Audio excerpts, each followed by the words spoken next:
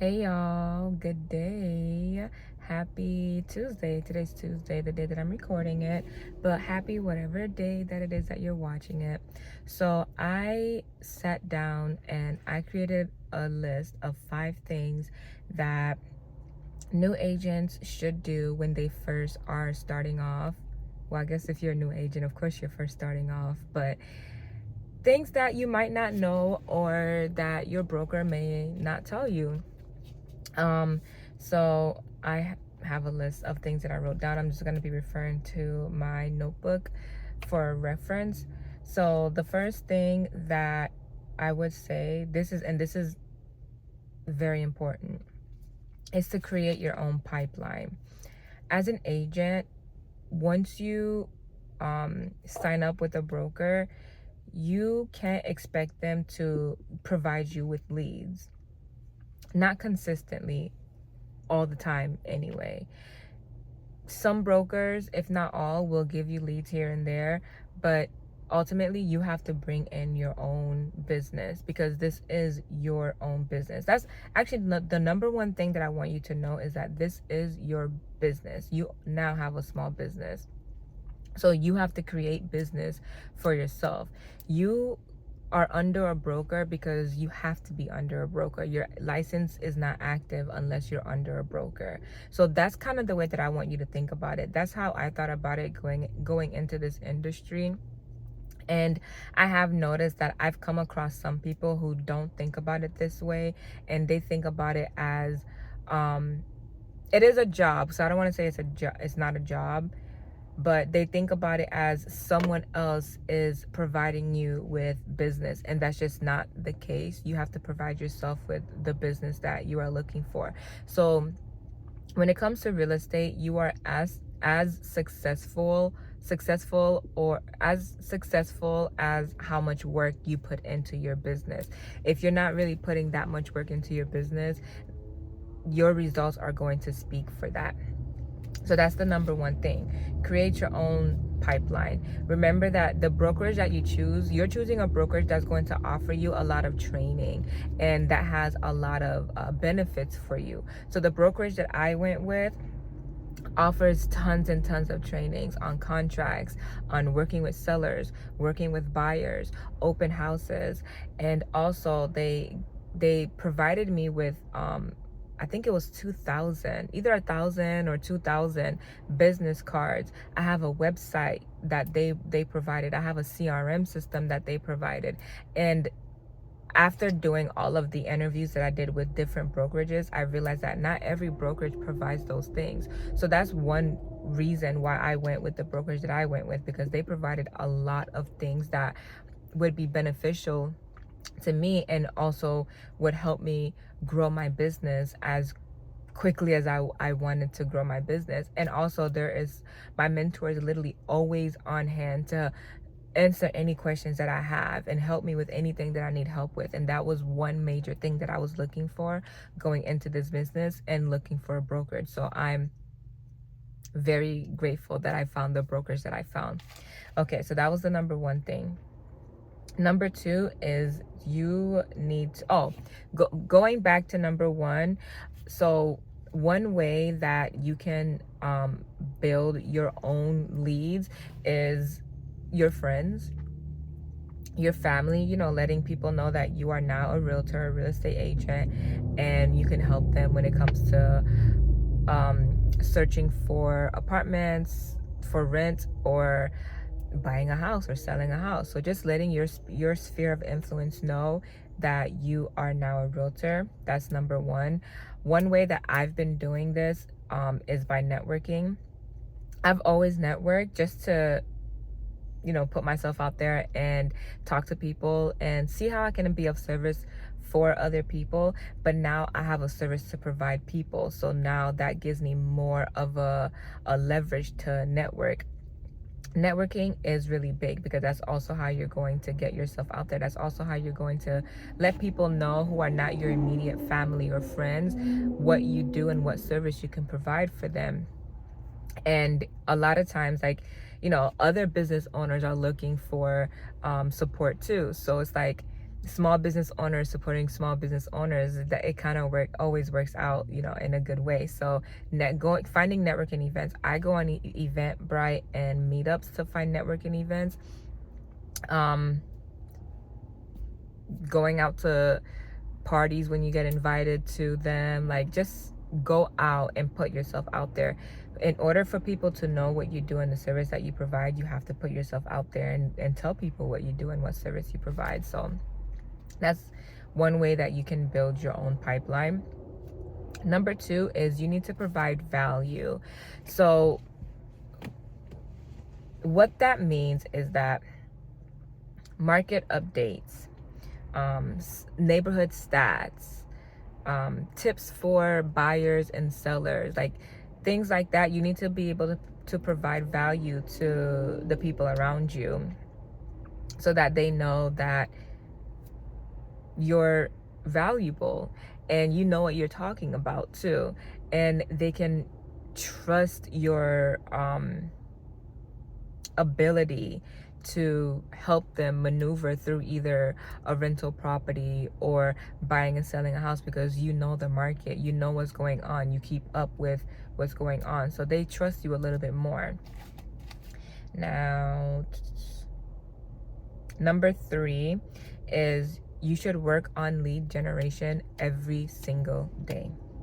Work on lead generation every single day. What does that look like? Networking events, posting consistently on social media, door knocking, cold calling,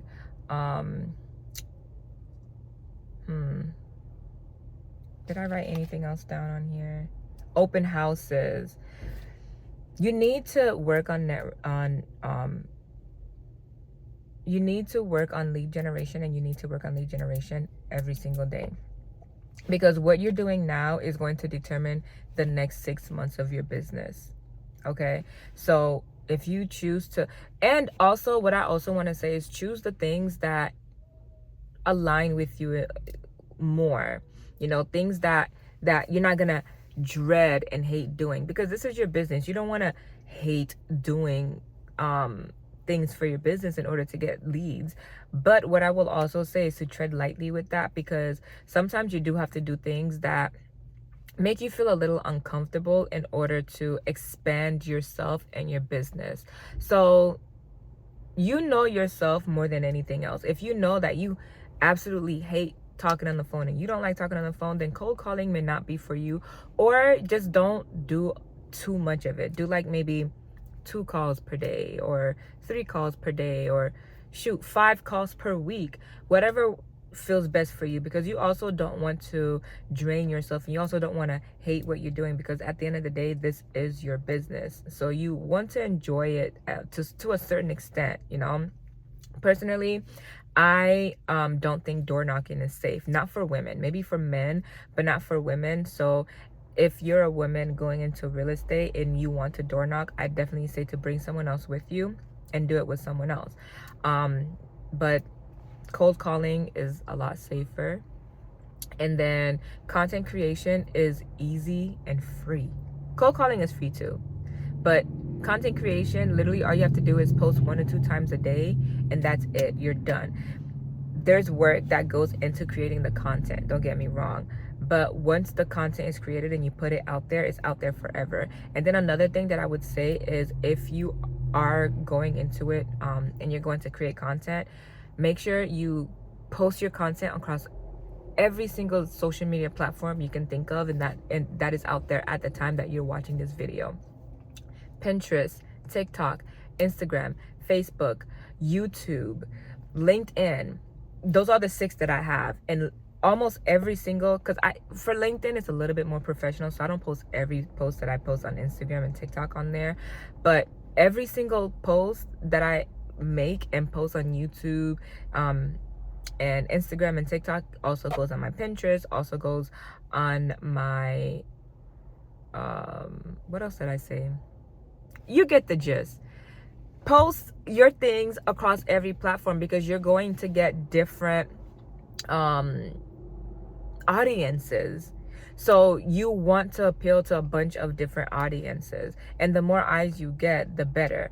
I can have 100 views on TikTok, but have 800 views on Instagram, and then have 2,000 views on YouTube, and then have 500 views on LinkedIn. And these are all different people that I'm getting views from. So if you're going to do content creation, I actually definitely recommend content creation across different platforms, because you get different audience and different set of eyes on you, like quickly more. And that's very important when you have a small business. Okay, so content creation, and then there's also like networking events you can go to. So definitely okay, so, and this is, my sister and I was talking about this the other day. I like networking. Like I said, I do like networking, and I've done networking before. Like, that's something that I do. However, it's like, I like to socialize, but I also need time to recharge my battery. So about like 3 weeks ago, I had something going on every single day, every single day that week. Monday, Tuesday, Wednesday, Thursday, Friday, Saturday. I think Sunday may have been the only day. No, I think I actually did something on Sunday too. After all of that, I needed time to recharge, and I took 2 weeks off. Know yourself. Know how much you can go out and socialize, so that to the point where not your whole energy is not too drained, to the point where you now don't want to do anything for like 2-3 weeks. Okay. And one thing that my sister was saying is she understands that you're tired, but at the end of the day, like, especially when you're so new into a business, you have to put in that work, and you have to grind in the beginning. The at least the first 3 to 6 months, you have to grind. So she's like, yeah, I know you're tired, but you got to do this. You got to do what you got to do in order to get yourself out there, and to build your brand and build your business. You have to do what you need to do. So yeah, she's absolutely right. I gotta do what I gotta do, but also I'm going to schedule it out so that I'm going out to events like maybe 3-4 max times per week, so that I can recharge and be ready to tackle next week with the same energy. Because by the end of the week, I'm like, I don't want to do this anymore. So, and I love meeting people, don't get me wrong, but it's like, when you're out, at least for me, when I'm out and I'm meeting people and I'm talking to people and this and that, and I'm out for 2 hours at a time, 3 hours at a time, it drains me. So I just need to watch that. But networking, going to networking events is a major way to build your business. Content creation, another major way. Easy. You don't have to go anywhere to do that. And then one thing that my mentor actually mentioned that I started doing is creating a group or a club of your own, something that you like to do, and then offering it to people. I do it for free. I don't know, you can run your business however you want, but I created a crochet club because I crochet, and we meet at cafes because I like to drink fancy lattes. So that's one thing that I just started doing. So yeah, so there are a plethora of ways that you can create lead generations for yourself. You just really need to think down, brainstorm, talk to people, and see what other people are doing too. And then another way that I do this too is, I'm not sure if I showed this to you guys in one of my other videos, but I created these little baggies right here. So what's in the bags are seasonal tea bags, a keychain, my business card, of course, and then like little fall stickers. They're so cute, little fall stickers in the bag. And so some bags I have a positive magnet that you can just stick on your fridge, or whatever metal thing, and some bags I don't, just because I didn't have enough. And what I do is I go to cafes and I ask if I can just drop a couple of them off for their customers. And that's one way. And then also what I also do is I reach out to pop-up shops or even networking events that I see on Eventbrite, and I just ask them if I can just drop off a couple of goodie bags for them. And a lot of times they say yes. And if they don't, that's their loss. I don't care. This is literally like, it's the cutest thing. And you get a tea bag, a super cute keychain, and some stickers. Like, I don't know why you would say no to that, but whatever, you know. So that's another way. There are so many ways that you can be creative and network, get yourself out there, network your business, so people can know that you exist and that you offer a service. All right. So the fourth thing that I would say, and this is very important, is to be patient. You have to be patient, and not only be patient, but also prepare yourself for all of the fees that are due when you become a realtor, because it's a lot, and I wasn't prepared. I was not prepared for all those fees. But you know what? That's over and done with. But be patient. Know that it is not impossible to close your first deal within your first month, which is what I was aiming to do, but it is what it is. But at the same time, you also have to understand that that's not likely. So just be patient. You're just getting into this business, so you have to create a name for yourself. And again, like I said, you have to network. People have to know what you do and who you are and the service that you provide, and you have to provide value, and then people will start to trust you, and people will say, oh, okay. People who are not your immediate friends and family, you know, your immediate friends and family, that's different. But like when it comes to strangers looking for a realtor or whatever, they have to trust you. They have to know you're there. They have to know you provide that service. So it can take 3 to 6 months in order to see the results from all of that momentum that you were building 3 to 6 months ago. So just give yourself time. Okay, it's not that it's not working. Just give yourself time. You're gonna get there. And the last advice that I have for you is to invest in yourself and invest in your personal brand, invest in your business. If you don't already have a website, create a landing page, continue to learn, educate yourself on the market stats, educate yourself on what's going on in real estate right now, what's going on with interest rates. Keep yourself educated so that you can relay those informations to either on social media or your personal clients or your friends and your family, so they see how knowledgeable you are about real estate and how serious you are about your business. And that is also how they will trust you more, because they see that you care to take the time to learn about what's going on. So yeah, do I have anything else? Be consistent. It's kind of tied into number 5, because consistency does tie into investing in your personal brand. Be consistent and you will see the results. Be consistent and you will see the results. That is all I have for you guys today. And no, it's like I want to say something, but but yeah, that's all I have for you guys today. I'll make another video sometime this month. What am I gonna talk about? I don't know yet. But as you can see, that my channel is going towards like not only real estate but also crocheting, and it's also kind of like I'm gonna turn it into a lifestyle channel. So yeah, just thank you so much for subscribing. Thank you for watching my videos, and I'll see you in my next video. Bye.